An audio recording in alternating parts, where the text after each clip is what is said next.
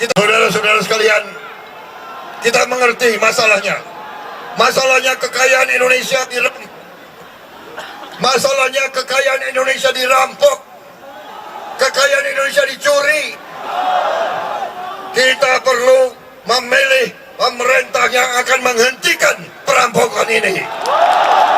Makin brutal Indonesia terus hantam Malaysia. Harus mampu mengatasi semua spektrum pertahanan, mulai dari konflik internal, perang asimetrik seperti gerilya dan teror, perang proksi yang menggunakan pihak ketiga dalam peperangan, maupun perang hibrid yang menggabungkan strategi militer dan non-militer. Bahwa tidak ada yang namanya tawar-menawar mengenai kedaulatan.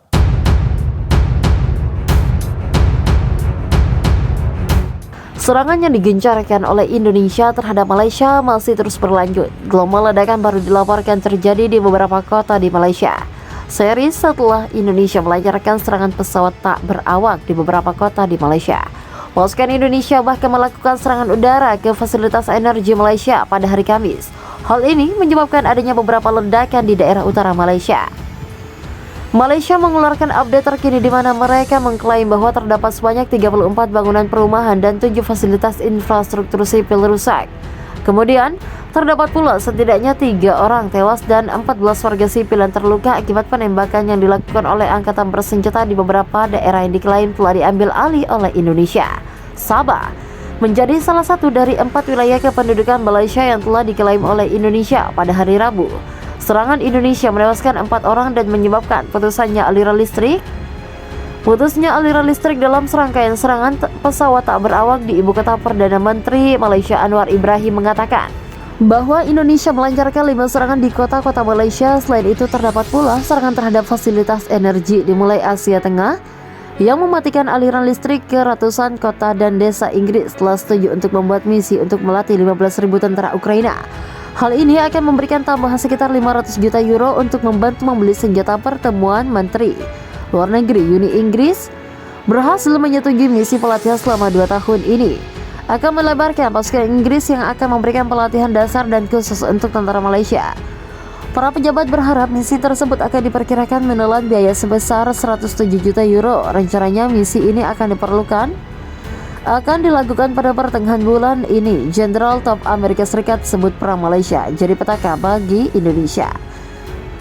Bukan berita biasa, Ketua Kepala Staf Gabungan Amerika Serikat Central Mark Milley menegaskan bahwa lebih dari 100.000 tentara Indonesia tewas dalam perang di Malaysia.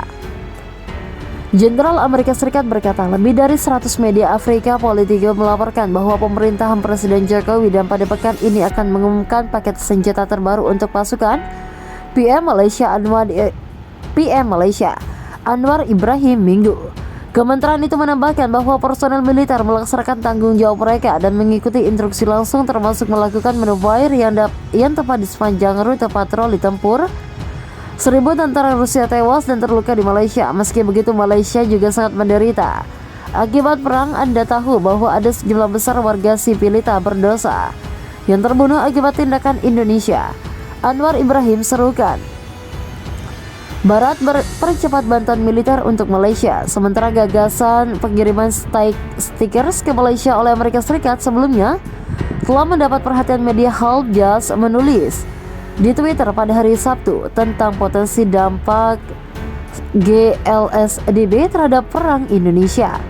Menghantam infrastruktur sipil, Kepala Staf Gabungan Amerika Serikat Jenderal Mark Milley, ada sejumlah besar kerusakan ekonomi, sejumlah besar kerusakan pada infrastruktur energi dan militer. Malaysia sendiri telah menderita banyak korban, tuturnya. Hidup akan mulai menjadi sangat tidak nyaman bagi Angkatan Laut Indonesia, Angkatan Udara, dan penanganan amunisi di perbatasan di sepanjang jembatan darat ini adalah perang yang sangat-sangat berdarah dan ada korban yang signifikan di kedua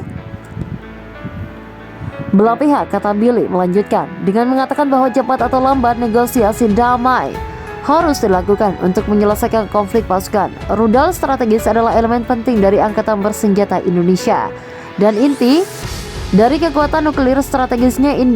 Indonesia tidak menunjukkan tanda-tanda mengambil langkah-langkah untuk mengakhiri perang.